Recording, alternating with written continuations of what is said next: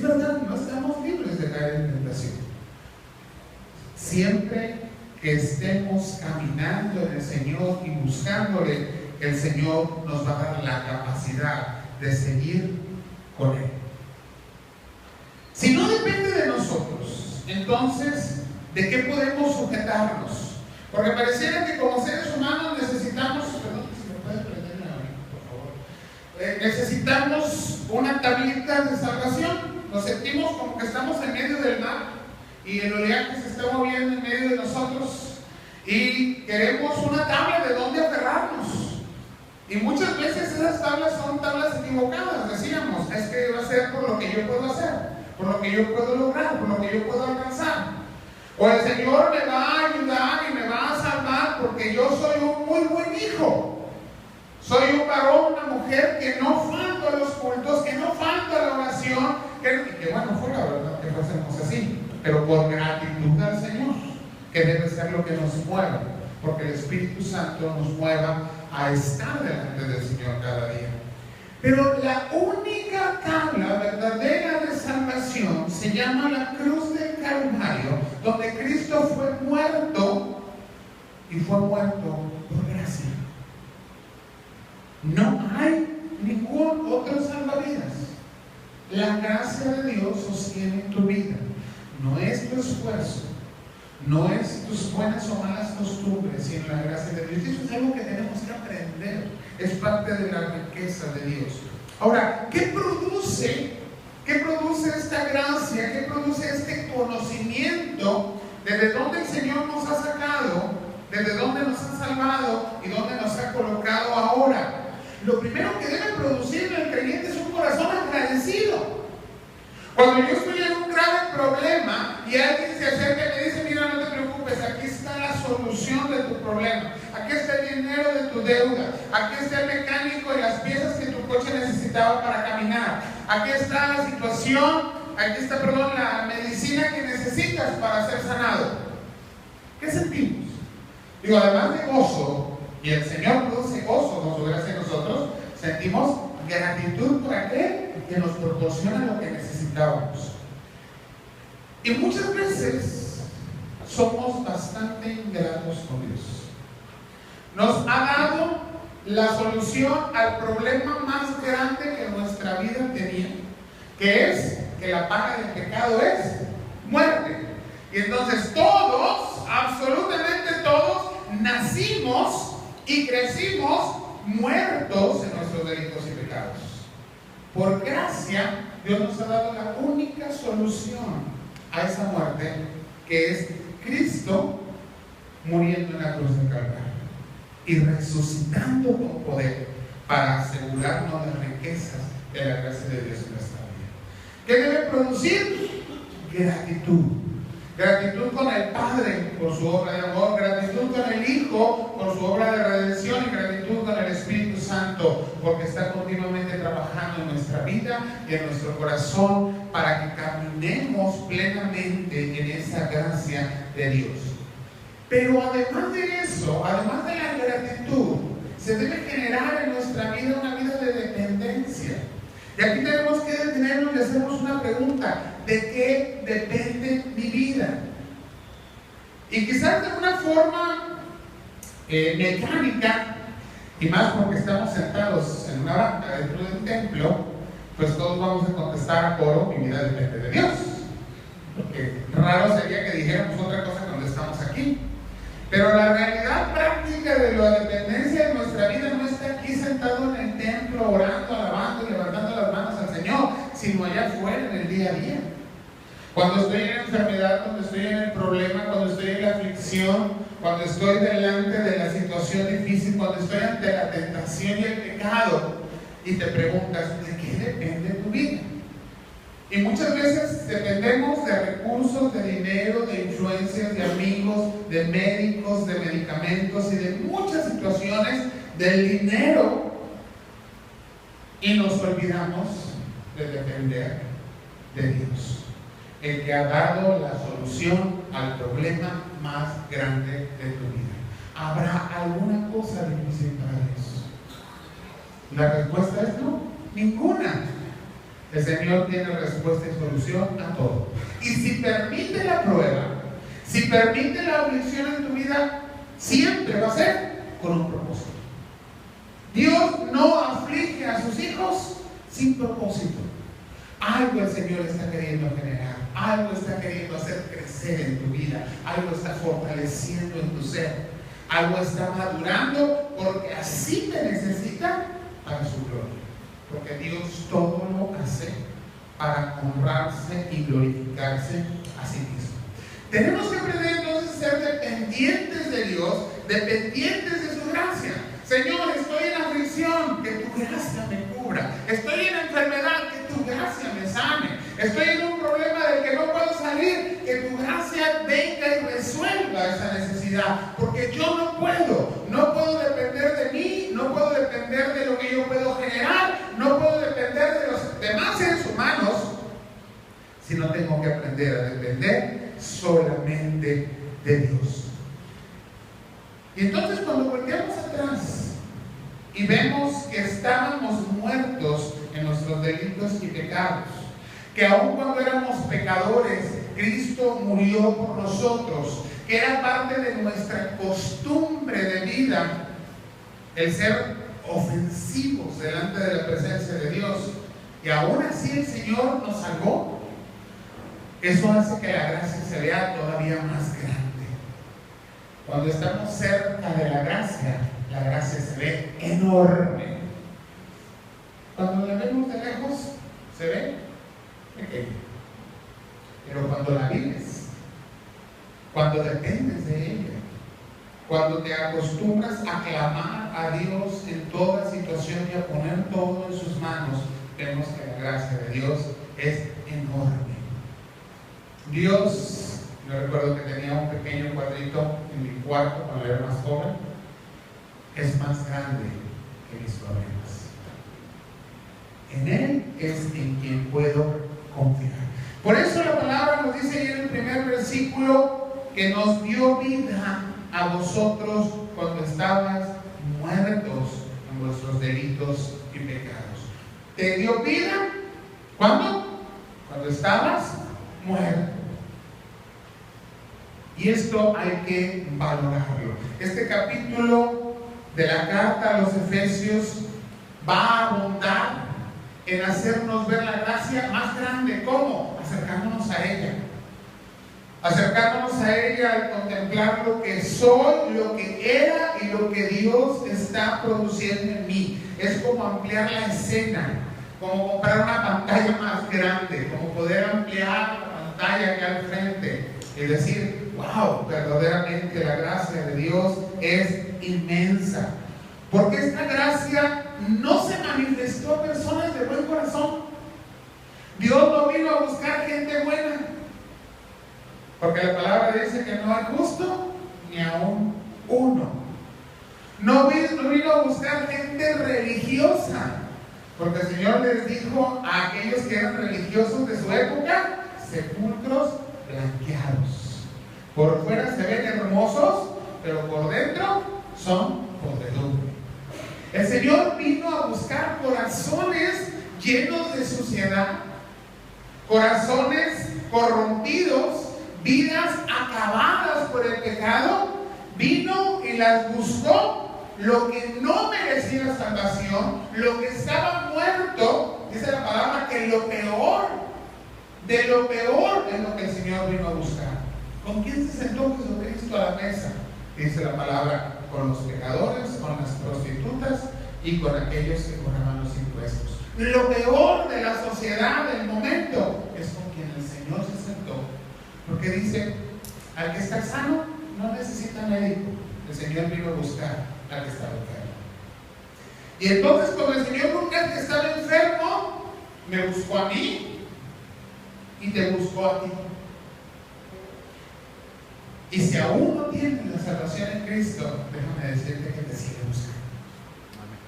Porque el Señor vino a salvar lo que se había perdido, sin merecimiento, sin nada que pueda pagar, sin ninguna riqueza que pueda presentarse delante de Dios, solamente la gracia de Dios manifiesta sobre un pecador, sobre una pecadora que está perdida, que está perdido y que se ha convertido por ello en un enemigo, en una enemiga de Dios.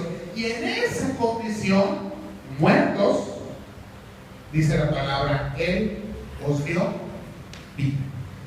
Si esto no produce gratitud y dependencia en tu corazón, nada lo va a producir. Las buenas obras, la religiosidad y lo que tú puedas decidir hacer no va a producir ni gratitud ni dependencia de Dios. Solamente la gracia puede producirlo. Entonces, cuando conocemos nuestra propia corrupción, cuando conocemos que necesitábamos restaurarnos, cuando conocemos la situación en la que estábamos y vemos cómo estamos ahora, es cuando podemos decir gracias, Padre, por tu bendición. Esta semana, el día martes por la mañana, me invitaron a estar en Saltillo, en la congregación pequeña en Misión, centro misionero que pastorea el hermano Villanueva, el Liceo Villanueva. Y nos invitó porque querían que conociéramos un nuevo templo que adquirieron y que están pagando. Y la verdad que fue una cosa asombrosa, porque cuando llegamos nos enseñó las fotografías del lugar que compró. Era una casa vieja, rodeada de basura, no crean que sucia, no. Eran cerros de basura, cerros de pasto, animales por todos lados, la casa sin puertas, sin ventanas, llena de animales y llena de personas malvivientes, bolsas de cemento por todos lados, fogatas, residuos de fogatas que habían hecho al interior, ropa vieja tirada y más basura y un olor horrible, penetrante. Y nosotros dijimos, hermano Eliseo, ¿qué va a hacer con esto? Y nos dice, pues vengan a ver lo que Dios ha hecho. Y fuimos a Saltillo. Y fuimos a ver el templo, ya con todo el pasto cortado, todo el piso, toda la parte de afuera limpio, toda la basura no estaba, las paredes por fuera pintadas, el lugar donde ahora están las sillas y el atrio del templo limpio completamente, el piso que no se veía hasta brilloso de la puya que le han dado con la limpieza, y todo hacia adentro sin basura, paredes pintadas, techos reparados, cerca nueva puesta. Dice, esto es lo que la gracia de Dios hace. Y yo reflexionaba, pues eso es lo que la gracia de Dios ha hecho en nosotros. Nos encontró llenos de basura y éramos de olor fétido delante de Él, pero dice la palabra que ahora nos ha hecho nuevas criaturas, limpios delante de Él, y que le somos ofrenda de olor fragante. Qué hermoso, esa es la gracia de Dios. Eso es lo que el Señor hace en nosotros, que trae de la putrefacción literal, porque usted vaya a un panteón y trate de abrir una tumba de 2 semanas. Si 4 días tenía Lázaro, y dijeron sus hermanas, no le abra, Señor, porque ya pierde. Y de ahí el Señor da nueva vida. Ese es el poder de Dios. Esa es la gracia de nuestro Señor. Eso es lo que Dios hizo ante nuestra realidad. Cuando estábamos en esa condición espiritual, se manifestó su gracia y nos bendijo y nos dio una nueva vida. ¿Está usted consciente de esa nueva vida que Cristo le dio? Era necesario que nuestro espíritu cobrara vida, porque no la tenía. Y el Espíritu Santo de nuestro Señor empezó a hacer una obra maravillosa. Nos convenció de que necesitábamos de Cristo, nos hizo ver nuestro pecado, nos hizo ver dónde estaba la salvación, nos hizo allegarnos a Él y nos dio la fe necesaria para creer que Él murió en la cruz por nosotros. Y eso, hermano y hermana, es gracia. El poder de Dios que resucitó a Jesucristo de entre los muertos ha resucitado ya nuestro espíritu. La primera resurrección de que la palabra habla es la nueva vida que tenemos ahora tú y yo en Cristo Jesús. De otra manera, Si fuera por religiosidad, si fuera por convicción personal, o si fuese por buenas obras, déjeme decirle que podríamos vernos bonitos por fuera, pero nuestros huesos seguirían tan secos como los de aquel valle de los huesos secos. Pero el Señor nos ha hecho renacer de adentro hacia afuera. Primero cambió tu corazón y de ahí ha empezado a cambiar tu mente, tus pensamientos, tus sentimientos, todo lo que eres. Y aunque por fuera no nos ha hermoseado mucho, porque los que somos feitos somos feitos, el Señor nos hace hermosos por su gracia. Esa es la gracia de Cristo. Esa es la gracia de Dios en ti y en mí. Cuando estaba muerto en mis delitos y pecados, Cristo me dio vida. Pero una cosa hay que reflexionar: ¿qué podemos hacer con nuestro pasado? Decía al principio, muchas veces nuestro pasado nos persigue. Todavía hay consecuencias que estamos pagando, y esto hay que aclararlo. La mayoría de las consecuencias del pecado no desaparecen con el perdón de Dios. El pecado tiene consecuencias y la consecuencia sigue. Hay que seguir clamando la gracia de nuestro Dios para que ese pecado, esa consecuencia sea quitada. Algunas tendremos que vivir con esa consecuencia toda la vida, pero el perdón lo tenemos asegurado. Pero hay situaciones en las que todavía somos débiles. Hay situaciones en las que no tenemos toda la fortaleza y todavía nuestro viejo hombre clama todavía desde allá, desde el fondo, y quiere salir de nuevo y quiere decir: pero yo sigo aquí. ¿Por qué? No hemos perdido toda la naturaleza pecaminosa, todavía existe en nosotros. ¿Cuándo vamos a perderla por completo? Cuando nuestro Señor nos transforme en su presencia. Y entonces en esta vida es una lucha. Y esa lucha de la que habla el apóstol Pablo: lo que quiero hacer, no lo hago, y lo que sé que no debo de hacer, eso es lo que hago.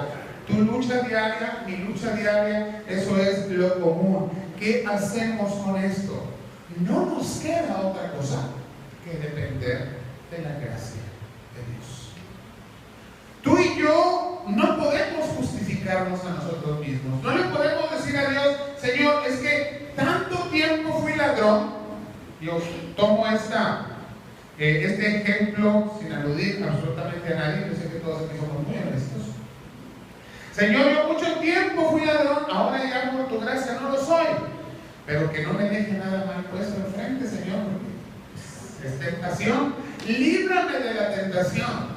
Librarnos de la tentación no es que nadie va a poner o va a dejar algo más mal puesto delante de nosotros. Librarnos de la tentación es la fortaleza espiritual para que, aunque lo vea ahí, sabiendo que no es mío, no me lo lleve. Eso es librarnos de la tentación. Nosotros estamos esperando que el Señor quite de delante de nosotros todas las situaciones que nos pueden llevar al pecado. Eso no va a pasar. La tentación va a estar ahí. Es parte de la prueba cotidiana. Si no hubiese tentación, no aprenderíamos a depender de la gracia de Dios. No clamaríamos al Padre por fortaleza. No pediríamos que el Espíritu Santo nos guíe. La prueba es necesaria, hermanos. Y tenemos que enfrentarla con fe. Enfrentarla con la gracia de Dios en nuestra vida. Podríamos pensar incluso: bueno, ahora que soy creyente, voy a vivir con una gran moralidad. El problema de la moralidad no radica a lo que conduce, porque ser moralmente bueno nos lleva a que toda la gente nos respete y diga: esta persona que bien se porta. Pero yo tendría que decir que una de las personas con mayor moralidad y mayormente buenos que yo he conocido en mi vida no era creyente, era un mormón, y está tan perdido en sus delitos y pecados como cualquiera que sea inmoral, porque no tiene a Cristo en su corazón. La moralidad no sirve de nada sin la gracia de Dios en tu vida. Entonces no podemos, no es decisión personal, no es que yo quiera ser mejor, es que Dios me haga mejor. No es que yo tenga la decisión de hacer bien las cosas, es que Dios me guíe con su espíritu a hacer las cosas. Tenemos que poner nuestra vida en dependencia del Señor, en dependencia de la palabra, en vivir esa palabra de una manera continua. Por nuestro esfuerzo, discúlpeme decirle que no. hay que clamar cada día: Señor, yo no puedo, pero tú sí puedes. Yo no sé qué hacer, pero tú sí sabes. Yo no puedo soportar la tentación, pero en tu nombre vamos a derribar las murallas. Si no aprendemos de la fe de los antiguos, si no aprendemos de la fe de los grandes hombres y mujeres de fe de la Biblia, si no aprendemos de la fe de nuestro propio Señor Jesucristo, que dependió del Padre, le dijo: Padre, si es posible que pase de mí esta copa, pero que no se haga mi voluntad, sino la tuya. No estamos aprendiendo, hermanos, a vivir por gracia. La Biblia va a seguirnos enseñando que la paga del pecado es muerte, Romanos 6:23, y que nuestros primeros padres pecaron, cayeron y nos heredaron una naturaleza pecaminosa, corrompida, que nos lleva a muerte, que esa es la inclinación de nuestro corazón y que esa va a ser la inclinación siempre hacia el mal. ¿Cómo transformamos esto? Dependiendo de la gracia de Dios cada día. Señoras, que muera cada día más mi viejo yo, y que renazca, y que resurja, y que se muestre y brille en mí la gracia tuya, la presencia de Cristo. ¿Cómo? En comunión continua con Dios. El creyente que cree que comunión con Dios es venir el domingo al templo es un creyente que no tiene comunión con Dios. El creyente que no toma su Biblia diariamente, que no la abre para oír lo que Dios tiene que decir, que no comunica con Dios para reconocer su grandeza, su amor, lo que Él ha hecho en su vida, tiene una vida muy pobre, no ha aprendido a depender de la gracia. Pero el Señor ya lo hizo. Cuando estabas muerto, te dio vida. ¿Qué clase de vida compró Cristo para ti? La palabra dice que Él compró una vida plena y abundante. ¿Qué clase de vida estás viviendo delante del Señor? Eso depende de la calidad de tu comunión con Dios. No tengo vida plena, Señor. Dios te va a decir: yo ya te la compré, yo ya te la di, es un regalo que yo te hice. ¿Qué estás haciendo con la gracia que puse en tu vida? Lo que empeora la condición pecaminosa muchas veces es que nos dejamos arrastrar por lo que otros hacen. Y aún en eso tenemos que tener cuidado. Muchos creyentes hoy en día dicen: es que tenemos que juntarnos con los pecadores. Y yo no digo lo contrario, la Biblia dice que tenemos que hacerlo, pero ¿para qué? Para que seamos luz en medio de las tinieblas. Pero también dice la palabra: ten cuidado que tu luz no sea tinieblas. Cuando hacemos lo mismo, cuando pensamos igual, cuando la influencia del mundo es más fuerte que el poder que nace de mi comunión con Dios, perdón que se lo diga así, pero estamos perdidos. Y eso es lo que dice la palabra que éramos antes. Dice: antes seguías la corriente de ese mundo. Tenemos que preguntarnos: ¿y hoy? Hoy que estoy en Cristo, hoy que soy salvo, hoy que tengo nueva vida, hoy que a pesar de mi pecado Cristo me perdonó y vivo de la gracia de Dios, ¿ya no sigo la corriente de este mundo? Y es algo que tienes que reflexionar. Porque si seguimos aún la corriente de este mundo, entonces ¿de qué ha servido todo lo que Dios ha hecho en tu vida? Y tenemos que levantarnos. Y como dice la palabra, levantarnos del sueño que tenemos y levantarnos del medio de los muertos, porque esa es la forma en que Cristo va a alumbrar nuestra vida.